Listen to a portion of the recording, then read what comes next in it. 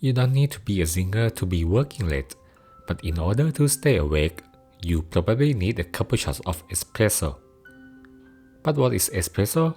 Espresso is a concentrated coffee beverage that is brewed by pressuring hot water through finely ground coffee beans. As a result, the coffee is extracted. In other words, your tiny power drink is pressed out from the source. Speaking of espresso, there's this ongoing debate over which name between espresso and expresso is the correct way to refer to an Italian coffee shot. While there might be no clear answer to that question, it is clear that the word express exists in the English dictionary.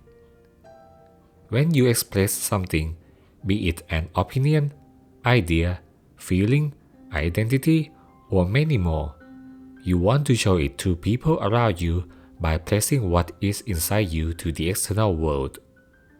As you may guess, it can't be a coincidence that these words all share a place part, and that's because they can all be traced back to the Latin root premere, meaning to place.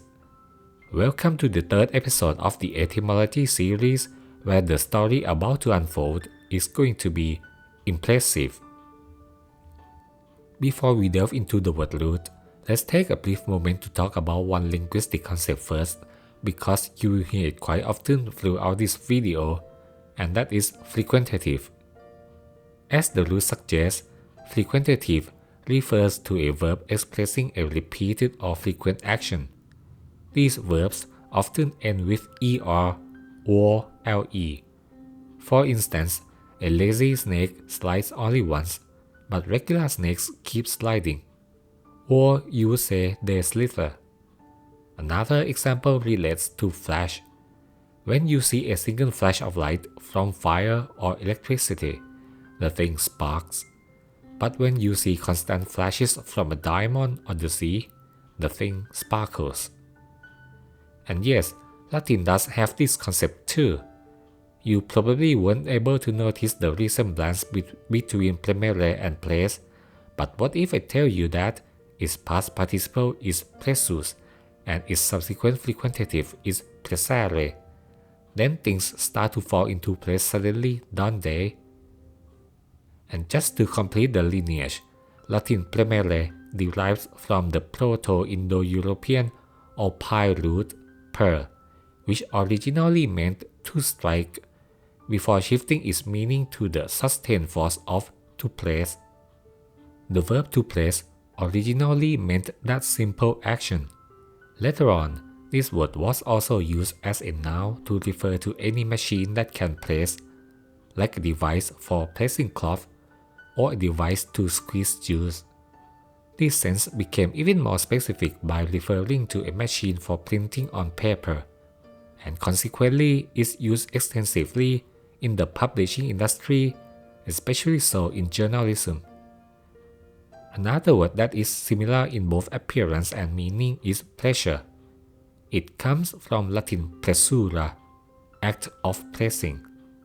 Besides its physical sense, the meaning was extended to pressing on the mind or heart in Old French. This may explain why pressure describes the act of forcing someone to do something, as well as encompassing difficulties or worries. Earlier, we mentioned the action of printing too. In fact, the word print itself also comes from the very same root. It comes through the Old French word préinte, which originally meant an impression or a mark left by pressing upon a surface. Speaking of impression, im is a prefix meaning in or into. Combining it with premere, we have imprimere and its past participle form impressus. Its literal meaning is press into or stamp, basically making a permanent image onto something. Figuratively speaking, when the effect is pressed deeply into your mind and the impact is so positively strong that you can't forget it, the action or the person who makes such an action has impressed you. When something is pressed together by a collective force, that force is capable of putting that very thing into a smaller space.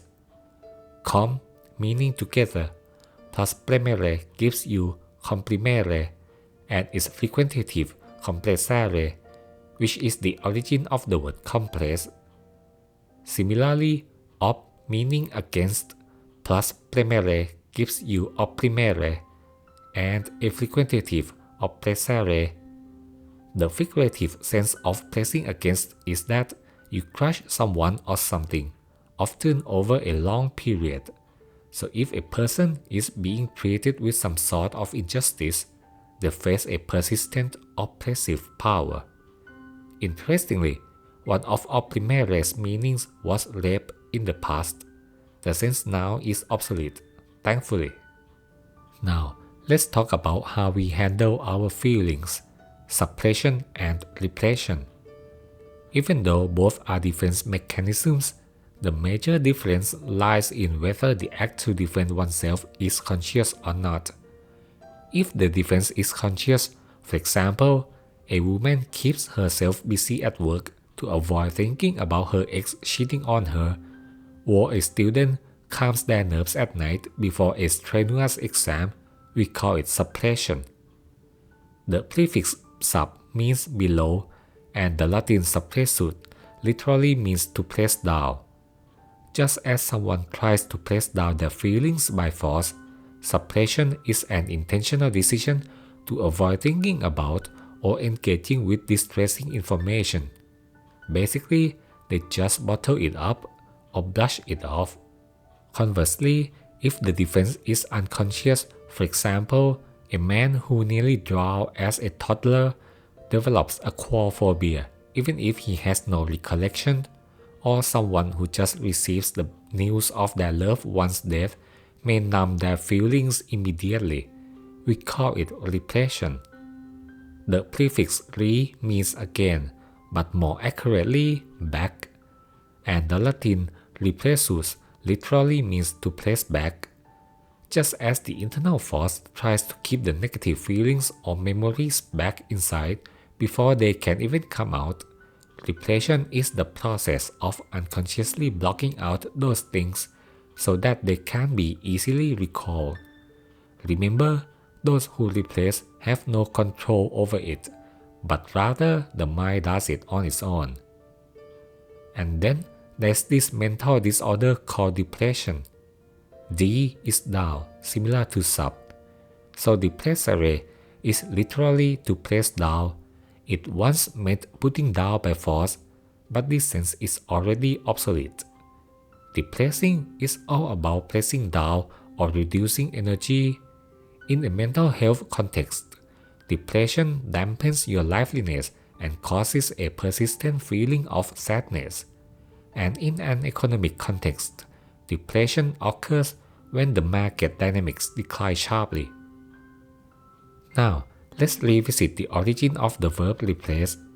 I mentioned that it comes from repressus, which is the past participle of the Latin verb reprimere, meaning to press back or to restrain. This same verb, reprimere, then formed the Latin noun reprimanda, meaning things to be restrained or a rebuke, which subsequently made its way to French as reprimande. Hence, reprimand is the act of telling somebody officially that you do not approve of them or their actions. We are near the end of the video already. However, at the beginning of this episode, I left one debate question unanswered. Which one between espresso versus expresso is the correct way to call a shot of Italian coffee? While it is undeniable that espresso is 100% correct, saying espresso is the sole winner and dismissing its challenger expresso may not be a correct approach either. I will get back to this debate in a moment, but for now, let's take a closer look at the origin of express first. The combination of ex meaning out and premere gave birth to exprimere and its frequentative form expressare. At this point, it is very easy to guess that the literal meaning is simply to press out. From then on, It is believed that there was an intermediate sense evolution before the current definition. The sense in question revolved around the idea that an object like clay forms an image under pressure. It then expanded to representing something both in visual arts and in real life. Essentially, you speak your mind by expressing an idea, thought, or opinion. Furthermore, expressing yourself makes your statement very explicit and precise. In 1841, the word express was adopted to use for a train that ran to one specific station. Obviously, fewer stations make a train stop less and run faster. Since then, the word express has been adopted as an adjective to cover the sense of operating a service at high speed. For example, express train, express delivery, etc. Of all people who use the words rooted from exprimere, Italians seem to take it most literally. In 1884, Angelo Moriendo invented the first coffee machine that used both water and steam to press coffee. However, his machine was still pretty much preliminary, and while the underlying mechanism was more or less the same as other espresso machines from later generations, the word espresso itself hadn't been officially recorded in the Italian dictionary in his time yet, nor did his invention certificate even contain a single espresso word. It was not until 1920 that the word espresso, or actually cafe espresso, finally appeared in the Italian dictionary for the first time. In that year, Luigi Becerra had introduced his own version of espresso machine that can make single serving coffee in just less than 30 seconds. Have you started noticing the trend of speedy coffee from here? Then it took another 18 years for the word espresso to journey from the Italian dictionary to the English dictionary. In 1938, Giovanni Acciugaglia further enhanced an espresso maker which can now produce crema too, and patented it for commercial use.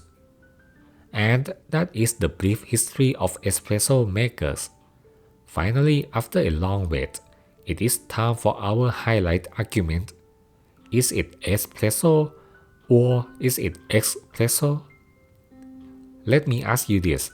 What can you observe from both the word history and the coffee machine history? 1.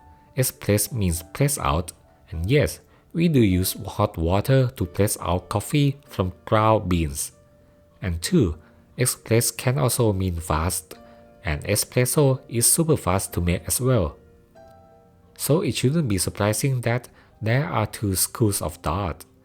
The predominant one believes that the etymology of espresso is simply related to the coffee making process, and deems those who use otherwise ignorant.